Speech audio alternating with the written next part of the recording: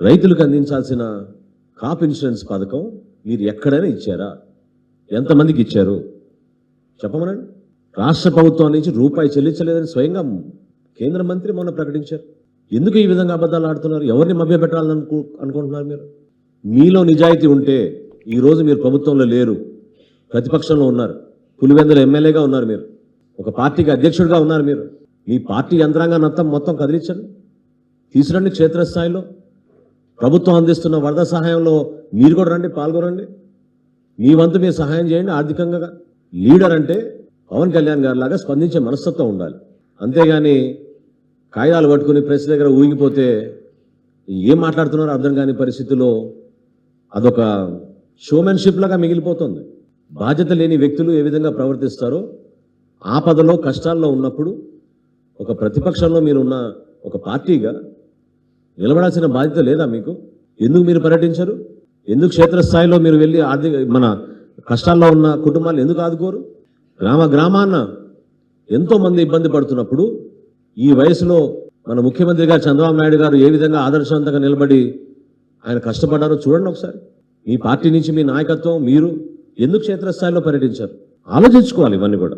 మేము ఒక బాధ్యత గల పార్టీగా మా పార్టీ అధ్యక్షులు పవన్ కళ్యాణ్ గారు పిలిపిస్తే జన సైనికులు, వీర మహిళలు, మా నాయకులు, శాసనసభ్యులు, పార్లమెంట్ సభ్యులు అందరూ కూడా ఎవరికి వారు ఇది మన బాధ్యత, వాళ్ళు చేసిన కార్యక్రమాన్ని మీరు గుర్తించి ఒప్పుకోవాలి.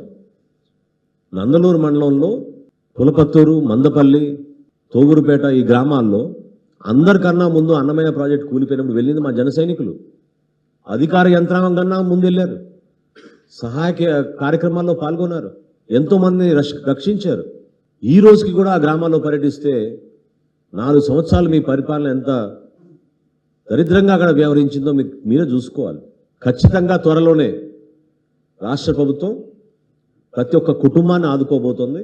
పంట నష్టం జరిగినా, ఆర్థిక నష్టం జరిగినా ప్రతిరోజు వాళ్ళు పనికి వెళ్ళలేని పరిస్థితిలో ఎంత నష్టం పోయారో, ఎంత కష్టపడ్డారో ప్రతిదీ కూడా మానవతా దృక్పథంతో ఆలోచించాలని పదే పదే మా ప్రభుత్వం ఆలోచిస్తోంది.